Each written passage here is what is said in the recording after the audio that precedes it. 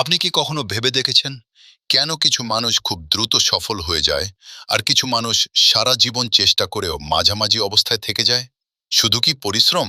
না, সত্যিটা একটু ভিন্ন। সফল হওয়ার জন্য শুধু কঠোর পরিশ্রমই যথেষ্ট নয়, এর সাথে দরকার সঠিক পরিবেশ, সঠিক মানুষ। বড় বড় মনীষীরা একটা কথা বারবার বলেছেন, তুমি আমাকে তোমার বন্ধুদের দেখাও, আমি তোমার ভবিষ্যৎ বলে দেব। ভাবুন তো, আপনি প্রতিদিন যাদের সাথে সময় কাটান তাদের চিন্তা, অভ্যাস আর জীবনধারা ধীরে ধীরে আপনার মধ্যেও ঢুকে যাচ্ছে। ধরুন, আপনি যদি 5 জন সফল বিজনেসম্যানের সাথে চলাফেরা করেন, তারা যখন নতুন আইডিয়া নিয়ে কথা বলবে, আপনার মাথাতেও নতুন চিন্তা আসবে। তারা যখন রিস্ক নেবে, আপনিও সাহস পেতে শুরু করবেন। তারা যখন লস থেকে ঘুরে দাঁড়ানোর গল্প বলবে, আপনি শিখবেন হার মানে শেষ না। এভাবে অজান্তেই আপনি হয়ে উঠবেন সেই গ্রুপের 6 নম্বর সফল মানুষ। অন্যদিকে, আপনি যদি এমন মানুষের সাথে থাকেন যারা সব সময় অভিযোগ করে, কাজ ফেলে রাখে আর বড় স্বপ্ন দেখতে ভয় পায়, তাহলে ধীরে ধীরে আপনিও ঠিক তাদের মতো হয়ে যাবেন।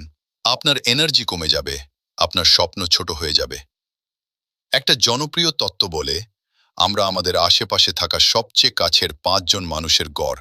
মানে, আপনার বন্ধুরা যেমন, আপনিও তেমন হয়ে উঠবেন। বন্ধুরা যদি অলস হয়, আপনি অলস হবেন। বন্ধুরা যদি ফিটনেসে ফোকাস করে, আপনিও একদিন জিমে যাবেন।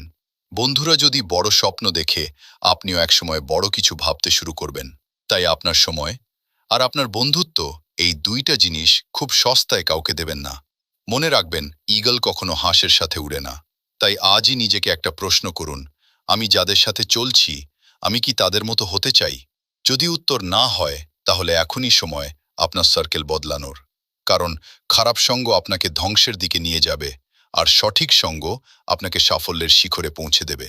শেষে একটা কথা মনে রাখবেন, আপনার ভবিষ্যৎ আপনার হাতে, পছন্দটাও আপনার।